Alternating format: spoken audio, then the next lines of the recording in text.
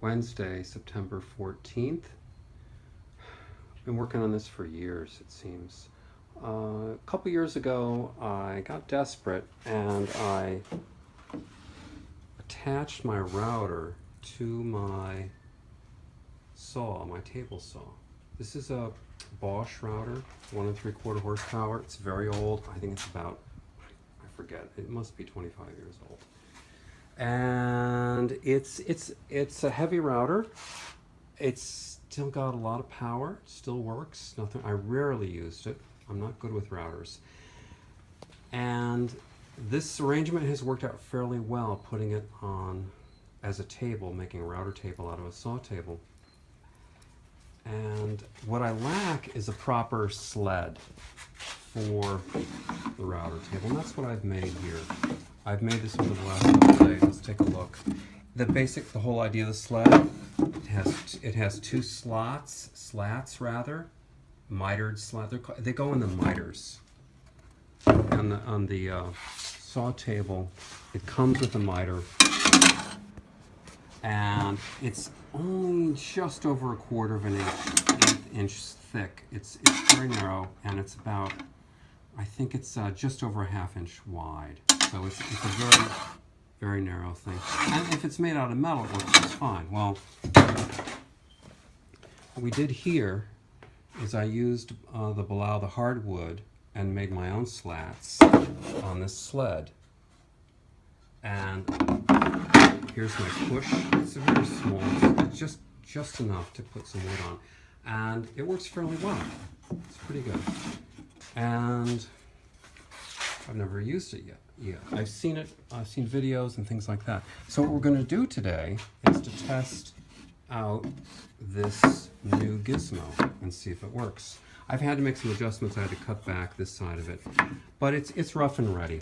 It's definitely an amateur thing, but I'm hoping for the best because I have a lot of these styles to cut for my rail. Now, here's where the rubber meets the road, the bit meets the wood. It's right there. The whole idea is to cut a quarter inch on each side of some below, and I have some here, but we're testing out on this pine, and this will let us know if this works.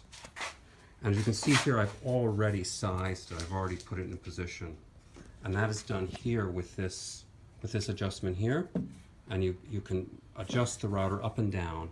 I have to leave enough in the sleeve to make this work. That's what really is a problem with using a saw table. It's not really designed for this, and there's a lot of extra metal here that on a normal router table you wouldn't have.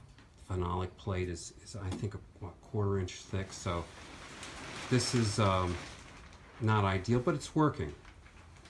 And shows you some of the limitations of using this. For now, that's what we're going to do. It'll work.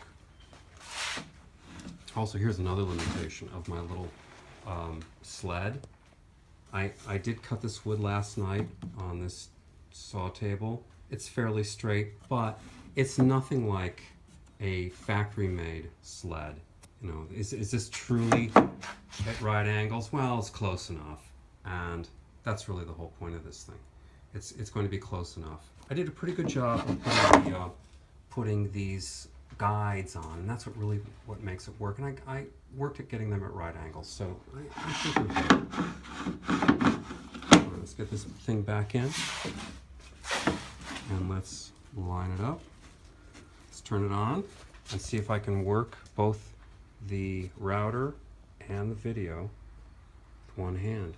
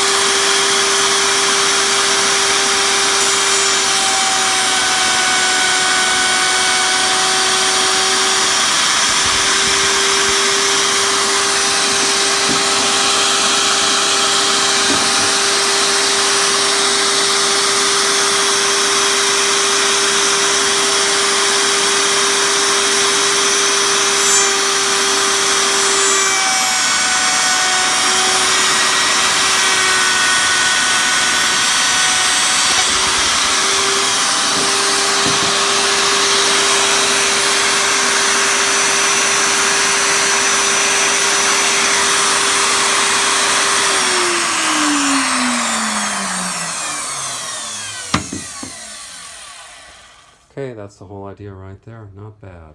It's uneven. I'm not trying to make this perfect. By the way, this is a rabbiting bit. It's got that, see, I did a terrible job there. It's got a stop on the top, which prevents, it allows you to work off, to create a shoulder. That's the whole idea. Ideally, in this arrangement, I would have the bearing on the bottom, but it's, because it prevents me from using the entire, well, it does create a shoulder fine enough. I think the shoulder on the bottom would be a little better, but we can play with that later on. But that's what we're trying to do here, is to create a proper shoulder. And that shoulder will fit, this wood will in effect fit into the rails like this. This is the whole idea. It fits into the rails and it creates a nicer, it's tighter fit. That's the whole idea. That's a wrap.